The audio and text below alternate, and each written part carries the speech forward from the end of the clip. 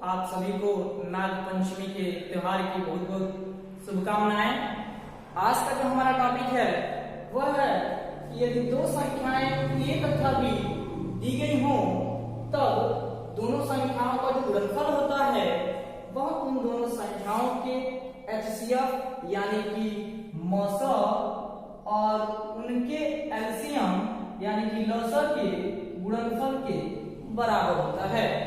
महत्तम समापवर्तक के गुणनफल और लघुत्तम समापवर्तक के गुणनफल के बराबर होता है यदि दो संख्याएं दी गई हैं तब।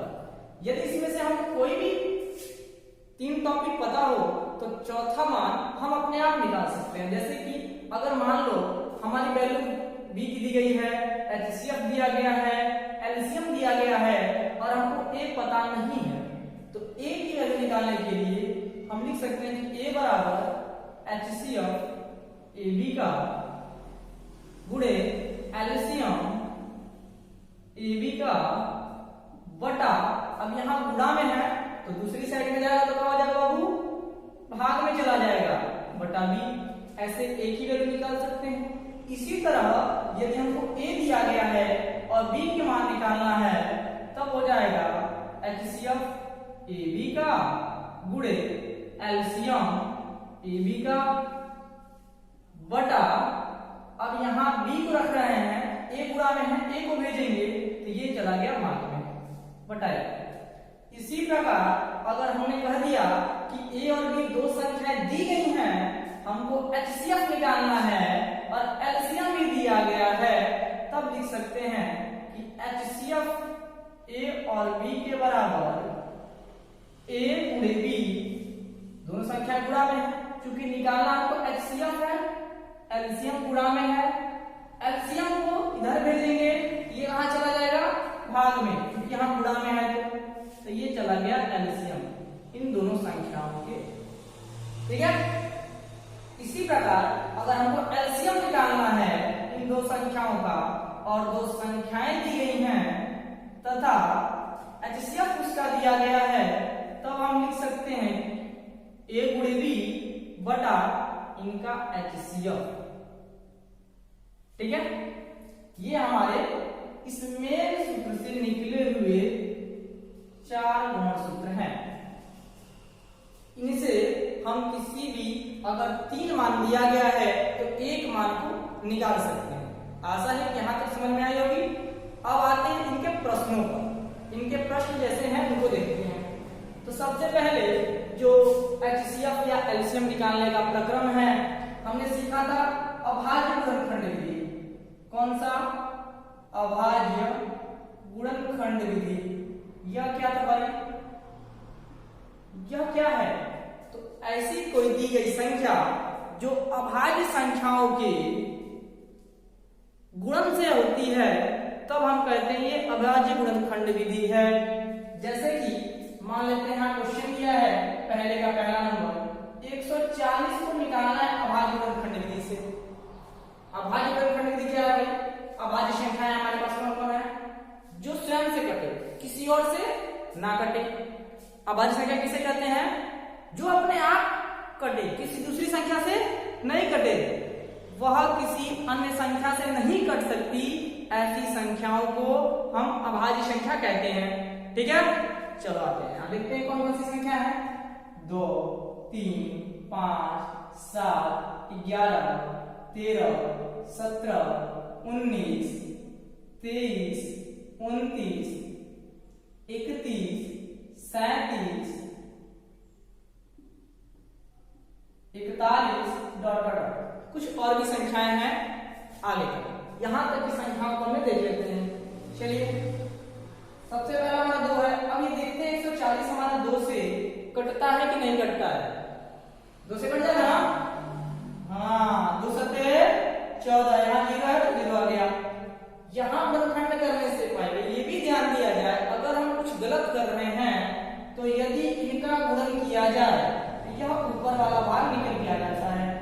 जैसे 70 में 2 का गुणा करेंगे तो 2 शून्य 0, 2 सत्ते 14, 140 आ गया हमारा, यानी कि हमने जो गुणनखंड किया है ये सही किया है।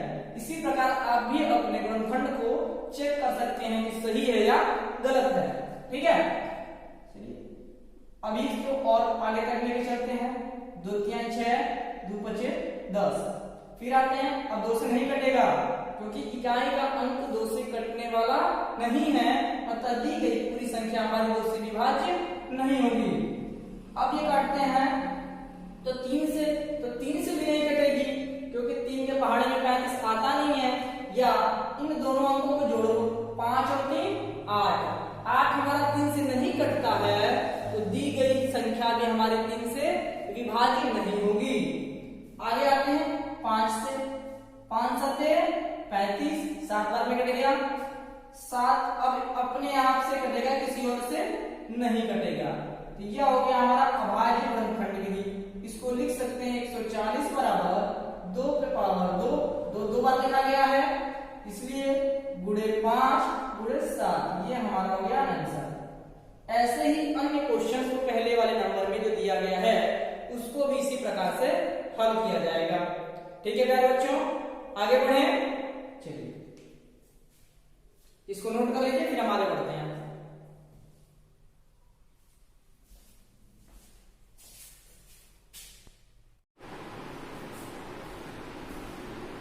चलिए बच्चों, अब आगे का प्रश्न देखते हैं। प्रश्न कह रहा है कि पूर्णांकों के निम्नलिखित युग्मों के HCF और LCM ज्ञात कीजिए तथा इसकी जांच कीजिए कि 2 संख्याओं का गुणनफल बराबर होता है HCF और LCM के गुणनफल के। ये जांच करना है। तो सबसे पहले हम इसका HCF निकाल लेते हैं।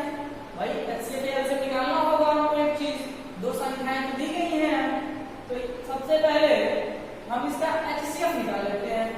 26 का और 91 का HCF या तो आप भाग विधि से निकाल लें या गुणनखंड विधि से निकाल लें, जो भी विधि आपके लिए आसान हो उस विधि से आप निकाल सकते हैं, क्योंकि यहाँ पे उस विधि की बारे में बताया नहीं गया है कि किस विधि से आपको निकालना है। आपको जो विधि समझ में आती है अच्छी तरह से उस विधि से आप यहाँ निकाल सकते हैं। ठीक है, चलिए 26 का करते हैं। तो 26 हम करेंगे तो आएगा 13 दूनी 26 यानी कि 2 गुणे 13। 91 का करते हैं तो 13 7 91 यानी कि 7 गुणे 13। अब दोनों में से जो कॉमन होता है वह हमारा HCF कहलाता है। HCF हमारा कितना हो गया 13, हटना गया HCF। यदि यहीं से आपको LCM निकालना है तो LCM जो होगा वह इन सब का गुणा, 13 को एक बार लिखेंगे, एक बार 2 को लिखेंगे और एक बार 7 को लिखेंगे। ठीक है, 13 दूनी 26, तो 7 6 के 42 के 2, हासिल लगा 4, 7 दूनी 14, 14 में 4 जोड़ेंगे तो 18, कितना हो गया 182। एलसीएम हमारा निकल के आ गया। 2 संख्याएं मिल गई, 26 और 91 दी गई है, हमको HCF 13 मिल गया, एलसीएम 182 मिल गया। अब ये सूत्र दिया गया है कि आपको रख के बताना है कि 2 संख्याओं का गुणनफल HCF और LCM के गुणनफल के बराबर होता है। चलिए देखते हैं भाई 2 संख्याएं कौन सी दी गई। A × B बराबर कहा गया है HCF इसका भाई A और B का, और LCM इसका A और B का। 2 संख्याएं A B कौन सी है 26 और 91। HCF कितना है 13 और LCM कितना है 182। अब चलिए गुणा करते हैं। 26 का 91 में गुणा करेंगे और 13 का 182 में गुणा करते हैं। ठीक है बच्चों, 26 का 91 में गुणा करके देख लेते हैं कितना आता है। 6 का में 6, 6 9 54, 2 का में 2, 2 9 18। अगर गुणा नहीं आता है तो ये जान लें कि जो दूसरे अंक का गुणा होता है वो एक स्थान छोड़ के किया जाता है। ठीक है, अब इनको जोड़ेंगे तो 6 आ गया, क्योंकि यहाँ पे कुछ और है नहीं।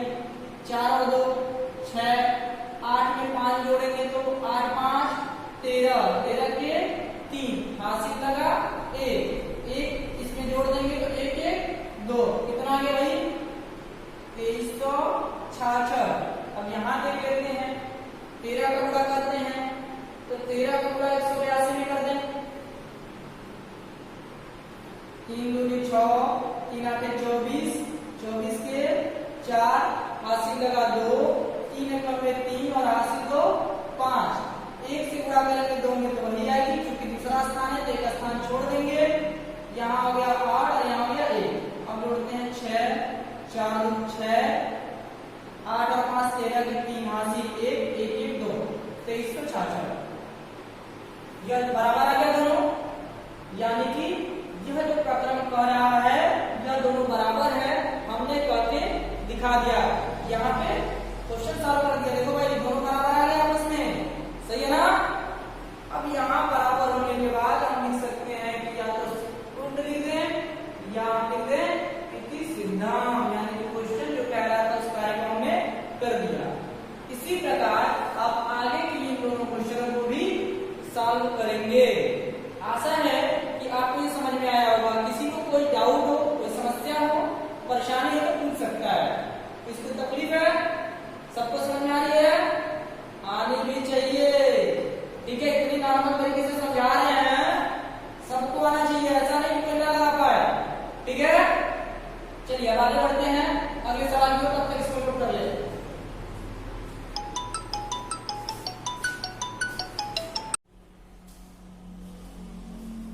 चलिए बच्चों अब आगे प्रश्न देखते हैं, ठीक है ना। पिछला हो गया था ना, समझ में आया ना। किसी को ऐसा डाउट हो इस पे आते हैं।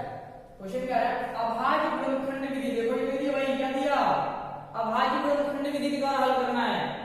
निम्नलिखित पूर्णांकों के एचसीएफ और एलसीएम ज्ञात कीजिए। 12 15 21। अभाज्य गुणनखंड विधि एक तो मैंने वो दिखा दिया था, यहाँ डायरेक्ट लिखते हैं 12 15 और 21, ठीक है। देखते हैं किससे कटते हैं। 2 से काटेंगे, 2 छुके 12, 15 कटेगा नहीं, 15 नहीं कटेगा तो ऐसे लिख देंगे। 21 भी नहीं कटेगा, 21 को भी वैसे ही उतार देंगे, ठीक है बाबू। फिर 2 से काटेंगे क्योंकि 6 कटने वाला है, 2 6 6, 15 नहीं कट रहा वैसे लिख देंगे, 21 नहीं कट रहा वैसे लिख देंगे।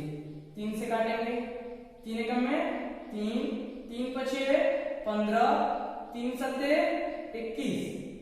फिर 5 से 5 के में 5, 7 नहीं कटेगा वैसे लिख देंगे, 7 से करेंगे और ये निकल के आ गया हमारा परिणाम। कह रहा है कि एचसीएफ और एलसीएम ज्ञात करना है। तो भाई अभी तुमने गुणनखंड किया ना, अभी केवल क्या किया है, अभी इसमें हमने केवल और केवल गुणनखंड किया है। अभी निकालना है एचसीएफ और एलसीएम। तो देखो भाई एचसीएफ कितना हो जाएगा इसका, एचसीएफ देख लेते हैं भाई, एचसीएफ कितना हो जाएगा। जो संख्या यहाँ पे जिसे हम विभाजित कर रहे हैं, इन तीनों को विभाजित कर रही हो वह हमारी एचसीएफ होती है। क्या होती है? एचसीएफ। इसके पहले वाले में हमने लाइन बाय लाइन करके कॉमन किया था और बताया था। यहाँ देखते हैं कौन सी ऐसी संख्या है जो तीनों को विभाजित कर रही है। अब यहाँ देख लेते हैं, 2 सिर्फ 12 को कट कर रहा था, यहाँ भी 2 सिर्फ 6 को काट रहा था, लेकिन ये जो 3 है यह तीनों को विभाजित किया है। और ना ही 5 ऐसा है जो तीनों को विभाजित करे, 7 भी तीनों को विभाजित नहीं किया है, लेकिन 3 ऐसा है कि सबको विभाजित कर दिया, सबको काट दिया है, ठीक है ना बाबू। तो एचसीएफ हमारा हो गया 3। अगर कोई और भी संख्या होती जो तीनों को विभाजित कर रही होती तो 3 के गुणा में करके उसको लिख देते हैं, और गुणा करने के बाद जो गुणनफल आता वो हमारा एचसीएफ होता। समझ में आई बात? चलो आगे बढ़ते हैं, एलसीएम की बात करते हैं। तो जितने ये सारे किनारे साइड वाले अंक है ना, ये सबको गुणा में डाल देते हैं। 2 गुणे 2 गुणे 3 गुणे 5 गुणे 7। अब गुणा करते हैं, 2 दूनी 4, 4 तिहाई 12, 12 बचे 60, 12 बचे 60। 60 में 7 का गुणा करेंगे तो होता है 7 6 के 42, 420। एचसीएफ आ गया हमारा 3, एचसीएफ आ गया हमारा, सॉरी उल्टा बोल दिया हमने, एचसीएफ आया 3, एलसीएम आया 420। ये हमारा हो गया आंसर, यही याद करना था हमको। ठीक है, सबको परेशानी है? किसी को दिक्कत है? समझ में आ गई बात? चलो अब आगे बढ़ते हैं। इसी प्रकार यह 2 क्वेश्चन दी गई है, इसको आप लोग हल कर लेंगे। ठीक है ना, हो जाएगा? ओके, आगे बढ़ते हैं। अगला क्वेश्चन क्या है, यदि HCF दिया गया है किसका भाई?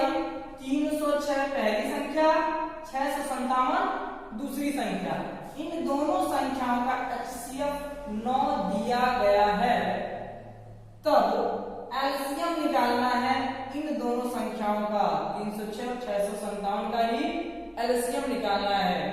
हमने पहले वाले में आपको बता दिया था, इसके पहले वाले क्वेश्चन से पहले शुरुआत में ही, कि एलसीएम अगर हमको निकालना है तो यह दोनों संख्याओं के गुणनफल के बराबर तथा इनसे जो भाग देते हैं HCF से, उनके आंसर जो आएगा वही हमारा एलसीएम होता है। पिछले वाले बताया था ना, एलसीएम रेशियो बराबर A into B, यानी कि पहली संख्या को दूसरी संख्या। तो यदि 3 संख्याएं दी गई हो तो चौथी संख्या निकल जाएगी, इसकी बारे में बात बताया था हमने। अब इसी में हम इन सबको रख देंगे। चलिए भाई रखते हैं, रखना चालू करते हैं।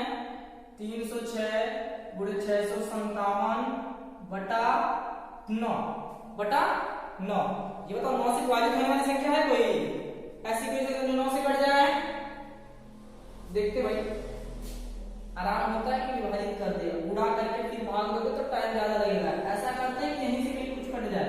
तो 9 कम में 9, 306 को काटेंगे तो 9 3 27, यहां बच गया 3, इसके पास जाएगा तो हो जाएगा 36। भाई 27 करेंगे तो 27 3 30 होता है ना, तो 3 बच गया इसके पास, यहां जाएगा कितना हो गया 36। अब 9 का पढ़ा पढ़ेंगे तो 9 चौक गया 36, 34 बार में कट गया। अब जैसा हमने गुणा करके आपको बताया था, गुणा कैसे करते हैं उसी प्रकार से गुणा करेंगे। गुणा करेंगे तो आंसर कितना है भाई? चलिए देखते हैं। 657 में गुणा करते हैं हम 34 का, 4 7 28 के 8 80 2, 4 25 20 में 2 जोड़ देंगे तो 2 हासिल कर गया 2, 4 6 24 2 26। फिर 3 से गुणा करते हैं, 3 7 21 की 1 हासिल कर गया 2, 3 25 15, 15 में 2 जोड़ देंगे 17 के 7 हासिल कर गया 1, 3 6 18, 18 में 1 जोड़ते हैं तो आ गया 19। अब इनको जोड़ देते हैं, क्योंकि दूसरा अंक था तो एक अंक छोड़ के करेंगे। ठीक है, अब जोड़ते हैं तो हो गया 8 2 1 3, 7 6 13 के 3 हासिल लगा 1, 9 2 11, 11 और 1 12, और 1 में 1 जोड़ेंगे तो कितना आ गया 2। हमारा आंसर आ गया 22,338, यह आंसर आ गया हमारा। ठीक है बाबू, क्वेश्चन समझ में आई? यहां तक किसी को दिक्कत? यहां सब दिक्कत नहीं है, इसके आगे वाले की दिक्कत नहीं होगी। इसके आगे वाला नहीं करते भाई। क्वेश्चन कह रहा है यदि HCF 225 और 60 का कितना है, तो 225 गुणे 5 माइनस 10x। कोई नंबर नहीं दिया, कोई एक संख्या नहीं दी गई, x में वेरिएबल दे दिया भाई, यह दे दिया चर संख्या। अब हम कैसे करेंगे? तो कह रहा है x की मान निकालिए, x का मान निकालेंगे तभी होगा। तो इसके क्वेश्चन को हल करने से पहले हम लोगों को सर्वप्रथम 225 और 60 का HCF निकालना होगा। अब जिस विधि से निकाल सकते हैं, चलिए हम भाग विधि इस्तेमाल करते हैं। सबसे पहले छोटी संख्या को मान लेते हैं भाजक और बड़ी संख्या को भाज्य। 60 से भाग देंगे 3 बार में जाएगा 180, घटाएंगे 5 10 2 12, 12 में से हट गया 4, यहाँ कुछ ही बचा 45 आया से 45 हो गया भाजक। अब ये जो 60 भाजक था ये हो गया हमारा भाज्य। ठीक है, 45 से डिवाइड करेंगे, एक बार में जाएगा 45 आया, यहाँ बच गया हमारा शेष 15। अब 15 के अंदर हो गया 45, क्योंकि 45 जो पहले शेष था अब वो हो जाएगा भाजक, और भाजक यहाँ था अब यहाँ हो जाएगा भाज्य। ठीक है बाबू, ये प्रोसेस हमने पहले वाले वीडियो में बता चुका हूँ, पहले लेसन में 15 45। जो पहला वीडियो नहीं देखा वो जाके देख सकता है, आसानी से समझ में आ जाएगी। यहाँ पे हमारा HCF कितना आ गया भैया 15, कितना आया